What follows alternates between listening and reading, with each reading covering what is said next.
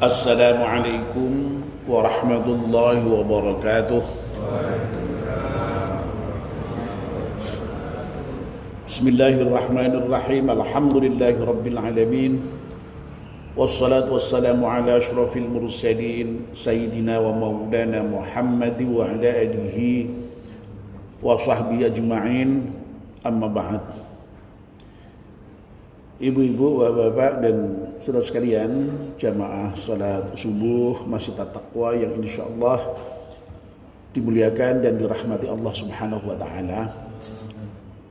Alhamdulillah, kita panjatkan syukur kepada Allah Subhanahu wa taala yang atas limpahan rahmat dan nikmatnya kita semua bisa hadir di masjid untuk melaksanakan aktivitas rutin kita di pagi hari, yakni salat subuh berjamaah.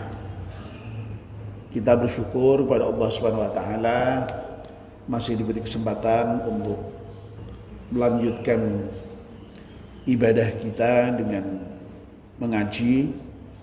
Kita mohon pada Allah Subhanahu wa taala semoga seluruh rangkaian ibadah kita di pagi hari diterima oleh Allah Subhanahu wa taala.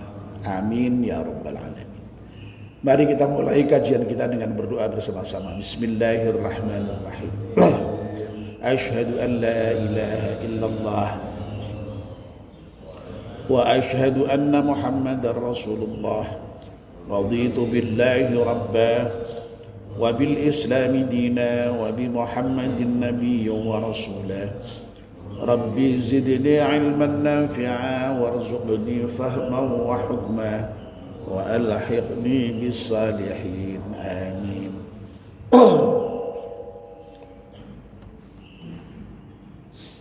Mohon bacaan surat Al-Fatihah sekali untuk pengarang kitab Nasrul Ibad dengan iringan doa. Semoga kitab yang kita baca ini bermanfaat untuk kita semuanya. Ala hadiniyah Al-Fatihah. A'udzu billahi minasyaitonir rajim. Bismillahirrahmanirrahim. Alhamdulillahi rabbil alamin arrahmanir rahim maliki yaumiddin iyyaka na'budu wa iyyaka nasta'in ihdinas siratal mustaqim siratal ladzina an'amta 'alaihim ghairil maghdubi 'alaihim waladdallin. Amin. Bapak dan Ibu, yang terakhir kita sudah membicarakan makalah yang ke 37 dari bab rubai. Seperti yang sudah kita bahas, makalah 37 dari bab rubai ini merupakan makalah atau dawuh dari sebagian ahli hikmah yang menyatakan jami'ul ibadati minal ubudiyyati arba'atun. Seluruh ibadah yang merupakan bentuk penghambaan kepada Allah Subhanahu wa taala itu ada 4 ya, yang pokok begitu boleh dikatakan ya. Al-wafa'u bil uhud, yang pertama adalah melaksanakan janji. Wal muhafadzatu 'alal hudud, yang kedua menjaga batas-batas. Yang keempat, yang ketiga was-sabru 'alal mafqud, sabar atas yang hilang. Waridha bil mawjud, dan ridha dengan apa yang ada. Poin yang pertama dan kedua sudah kita bahas. Al-wafa bil uhud, melaksanakan janji, itu tekanannya pada ada'u faraidillah, yakni melaksanakan apa-apa yang difardukan oleh Allah Subhanahu wa taala. Makanya orang yang beriman, orang yang berislam itu ketika diperintahkan oleh Allah Subhanahu wa taala untuk apa saja ya manut ya. Diperintahkan untuk sholat ya sholat, diperintahkan untuk zakat ya zakat, diperintahkan untuk puasa ya puasa, diperintahkan untuk haji ya haji, diperintahkan untuk berkorban juga berkorban ya. Nah itu dilaksanakan sebagai realisasi dari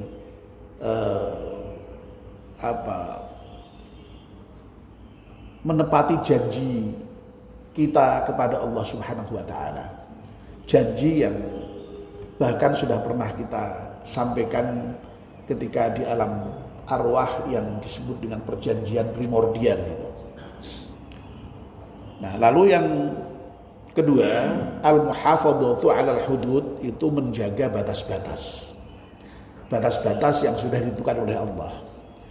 Nah, ini tekanannya pada ijtinabu muharramatillahi ta'ala, yakni menjauhi larangan-larangan Allah Subhanahu wa taala. Jadi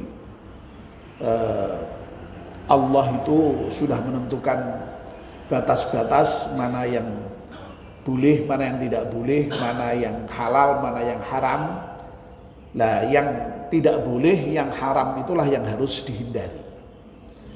Makanya orang yang beriman pada Allah, ya, yang kemudian beribadah kepada Allah, itu ibadahnya juga tidak hanya dengan melaksanakan perintah, tetapi juga dengan menjauhi larangan-larangan Allah itu. Ya, orang Muslim tidak boleh mencuri, ya tidak mencuri. Orang Muslim tidak boleh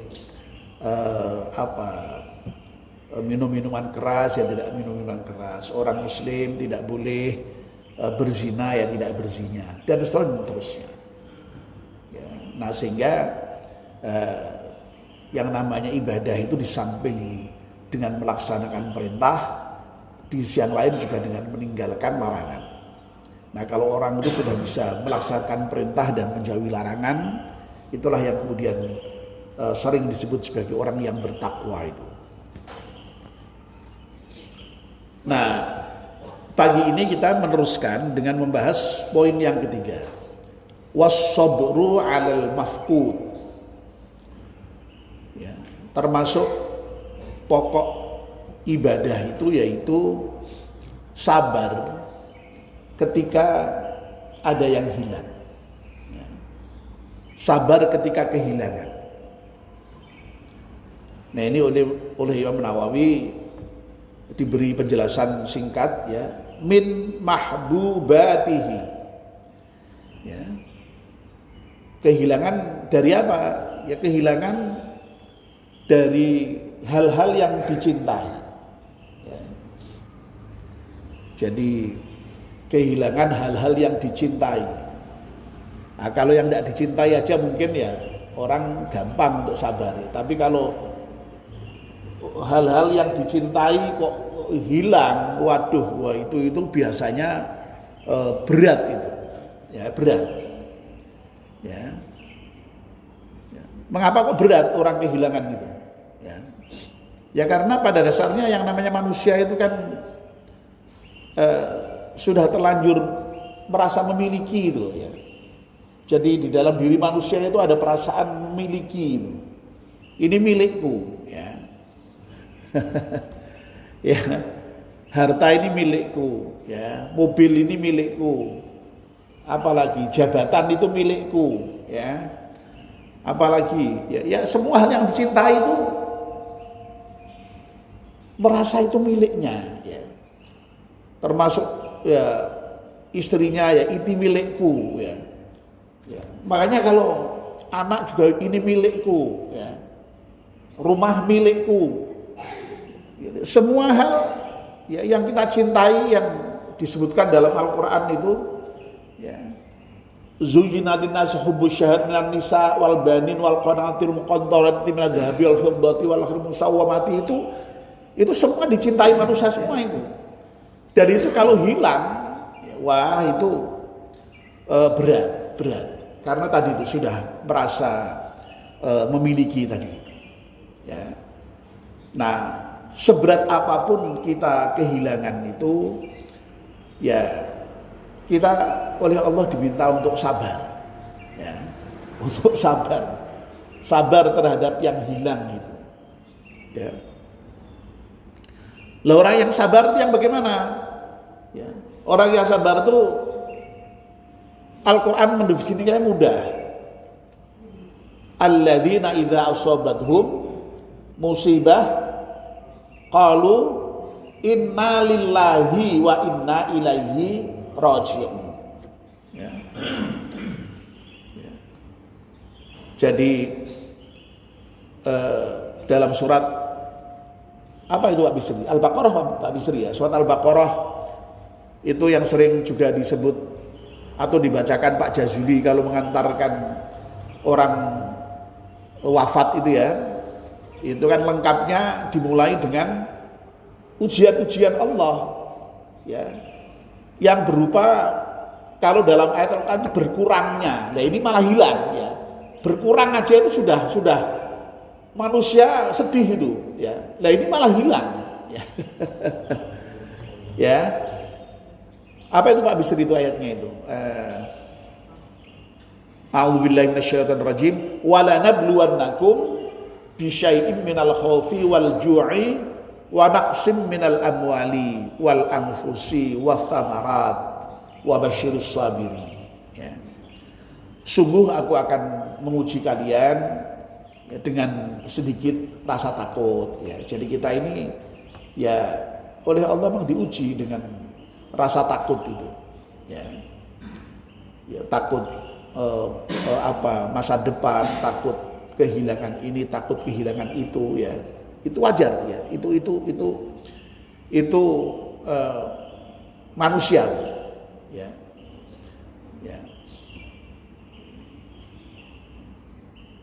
Walju juga diuji dengan kelaparan ya. Lalu kemudian wanaqsim minal amwal ya, berkurangnya harta, wathamarat berkurangnya buah-buahan ya.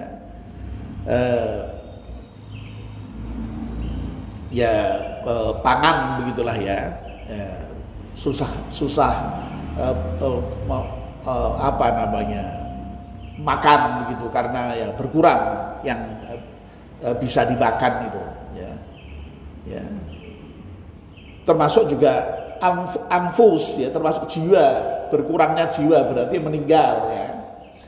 Itu memang ujian-ujian yang Allah berikan pada kita. Nah Allah kemudian memberikan berita gembira atau memberikan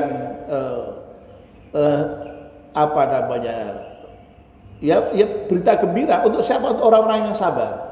Wa basyiris sabirin, berilah berita gembira kepada orang-orang yang sabar. Nah orang yang sabar itu siapa? Lah tadi itu. Alladzina idza asabatuhum musibah qalu inna lillahi wa inna ilaihi raji'un. Orang yang sabar itu ya orang yang bisa mengatakan kalau mendapatkan musibah itu bisa mengatakan inna lillahi. Kami ini milik Allah. Wa inna ilaihi raji'un. Ya. Wong kita sendiri aja milik Allah. Apalagi sekedar hal-hal yang kita miliki itu pasti milik Allah juga. Nah kalau semuanya itu kita sadari sebagai milik Allah dan itu akan kembali kepada Allah, maka ya ketika seseorang itu berkurang ya atau bahkan kehilangan apapun yang tadi merasa dimiliki tadi itu, ya insya Allah bisa sabar, bisa legowo ketika kehilangan itu. Nah yang berat, yang tidak bisa sabar itu kalau masih merasa itu miliknya, wah itu yang memang berat. Ya. Apa meneh kok kehilangan barang yang besar-besar. Wong kita itu kadang-kadang kehilangan hal yang kecil saja. Kalau itu tuh barang yang kita butuhkan, yang kita cintai, itu rasanya gelo. Ya. Jengkel itu rasanya itu. Ya. Orang bilang itu apa kalau cara Jawane iki kadang-kadang membikin coto ya, betul Pak, coto ya Pak.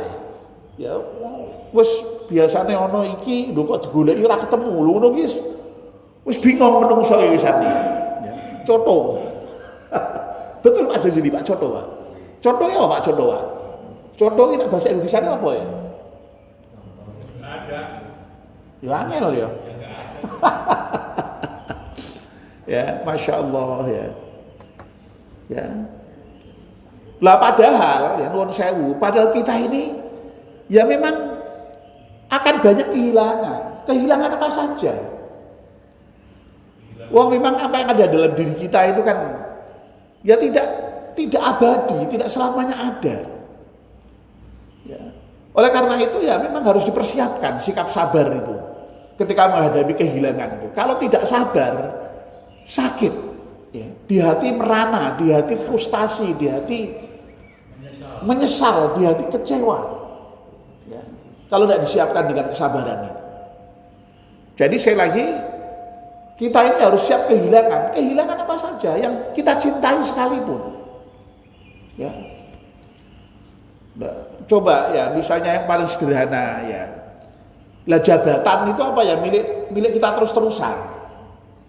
Ya. Wong jabatan itu ya mesti ada waktunya. Ya. Ya. Nak misalnya wali kota, gubernur, ya itu ya ada periodenya berapa tahun, 4 atau 5 tahun, gitu. Ya udah itu. Paling banter bisa kepilih lagi 2 kali, paling banter kepilih lagi ya 3 kali. Ya. Malah sekarang kalau sudah dibatasi maksimal 2 kali berturut-turut, setelah itu sudah nggak boleh. Ya memang harus hilang. Lah kayak gitu tuh kalau tidak disadari bahwa itu semua dari Allah, itu semua milik Allah, itu ya kecewa kalau mangsane itu milik dia. Wah itu kecewa pasti. Sakit itu orang kehilangan itu. Ya. Apa kehilangan apa lagi? Yang paling sering harta lah ya, kehilangan harta itu ya. Bisa apa saja. Yang paling sering motor itu ya, motor atau mobil bahkan ya. Wah itu juga mesti bikin kaget setidak-tidaknya. Dan kalau tidak siap bisa kecewa dan bisa sakit itu. Tapi lagi-lagi kalau kemudian kita serahkan pada Allah, wah ya sudah itu asalnya ya tidak punya, asalnya milik Allah ini tinggu wong liya ya sebiyen ngono kira begitu ya. Kembali kepada Allah begitu. Ya. Jadi apa namanya ya? Sehingga innalillahi wa inna ilaihi raji'un itu sebenarnya tidak hanya untuk orang mati ya. Ya semua kehilangan apapun juga kita selalu mengatakan innalillahi wa inna ilaihi raji'un itu. Enak kalau bisa begitu. Ya. Ya. Saya masih ingat dulu adik saya yang di Jogja dulu yaitu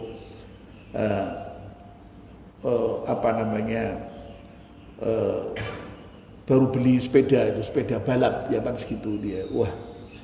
Ya, bayangkan itu orang desa kuliah bisa kemudian beli sepeda dibelikan orang tua maksudnya ya. Kok kemudian diparkir ya pas ada kegiatan di kampus tuh pulang sudah nggak ada. Lu pasti wah itu ya kecewa sekali pasti ya. Anak saya sendiri si Adi itu pernah juga ya, sholat di masjid di dekat kampus itu ya, keluar masjid motornya sudah nggak ada.